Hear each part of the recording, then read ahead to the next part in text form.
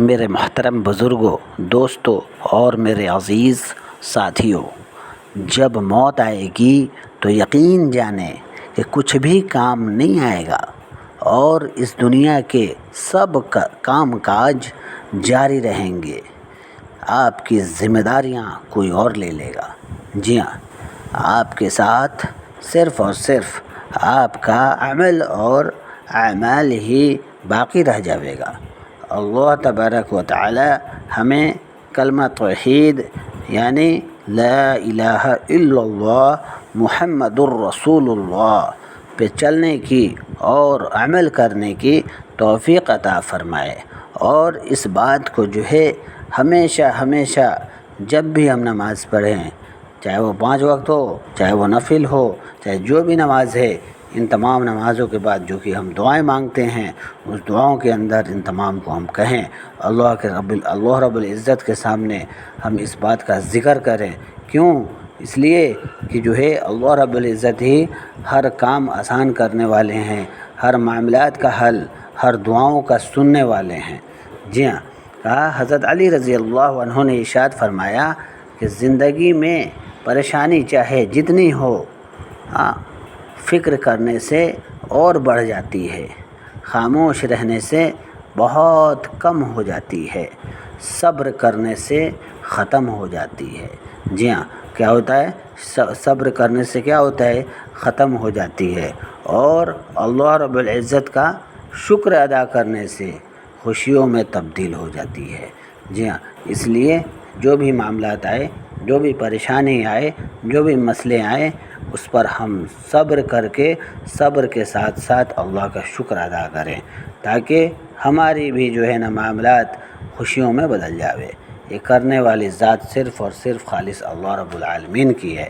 جی ہاں، کہا کہ اپنی پسند کو اللہ رب العزت کے سامنے ظاہر کرو کہ بے شک جو دل میں خیال ڈال سکتا ہے وہ نصیب میں بھی لکھ سکتا ہے۔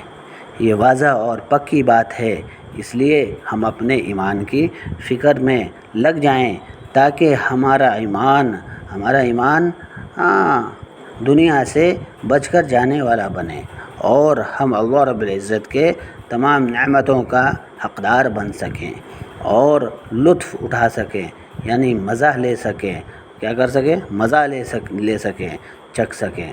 یہ ایمان کے متعلق میں بار بار اس لیے کہہ رہا ہوں کہ اسلام کے اندر سب سے پہلا مقام، سب سے پہلا رکن، سب سے پہلا خیمہ، سب سے پہلا ستون معلوم ہے کیا ہے؟ کلمہ توحید یعنی ایمان کا ہی ہے۔ اس لیے ہم اپنے ایمان پر خوب زیادہ سے زیادہ محنت کریں، بلکہ جو ہے نا اتنا کریں کہ جب بھی جو ہے ایمان کی بات ہی نکلے، بالکل خلوص دل کے ساتھ، یعنی اللہ رب العزت کو حاضر ناظر رکھ کر کے۔ اور ایک بات اور میں بتا دوں کہ جو ہے اللہ کے حبیب اور ہم سب کے پیارے آقا صلی اللہ علیہ وسلم، آپ سوچتے ہوں گے کہ بار بار یہ ایمان ہے کیا؟ ایمان پر آخر محنت کی بات کیوں آ رہی ہے بار بار؟ آپ سوچتے ہوں گے۔ جی ہاں، اس لیے میں واضح کر دوں کہ اللہ کے حبیب اور ہم سب کے پیارے آقا تاجدار مدینہ محمد الرسول اللہ صلی اللہ علیہ وسلم نے 13 سال مسلسل، کم و بیش 13 سال مسلسل صحابہ رضی اللہ تعالی عنہ اجمعین کے اوپر ایمان پر محنت کرائی۔ سب سے پہلے ایمان کو تر و تازہ کیا اور پھر مضبوط کیا، اور پھر جو ہے قرآن سیکھا، نماز سیکھا۔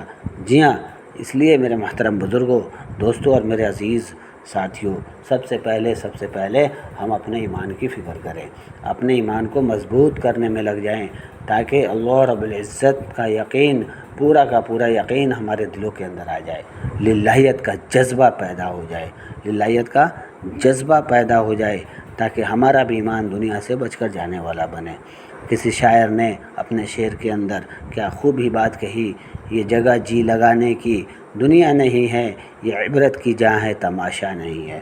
جی ہاں، اللہ رب العزت نے دنیا کو جی لگانے کے لیے نہیں بنایا، بلکہ اپنے بندے کے غور و فکر کرنے کے لیے، امیجن کرنے کے لیے بنایا ہے کیوں؟ اس لیے کہ آج عمل ہے، حساب نہیں ہے، کل حساب ہوگا، خدا کی قسم عمل نہیں ہوگا۔ اس لیے ابھی ہی ہمیں فکر کرنی ہے۔ آپ برف کا سلہ دیکھتے ہیں نا کتنا بڑا ہوتا ہے، بڑا سے بڑا برف کا سلہ آپ اٹھا لیں اور تھوڑی دیر کچھ دیر کے لیے رکھ دیں کہیں پہ، پھر دیکھیے وہ پانی کے اندر تبدیل ہو جاتا ہے نہیں ہوتا ہے؟ پانی میں تبدیل ہوتا ہے یا نہیں ہوتا ہے؟ بھائی بدل جاتا ہے، بالکل لگتا ہے جیسے نہریں بہہ رہی ہیں، اس طرح سے بہہ جاتا ہے۔ اسی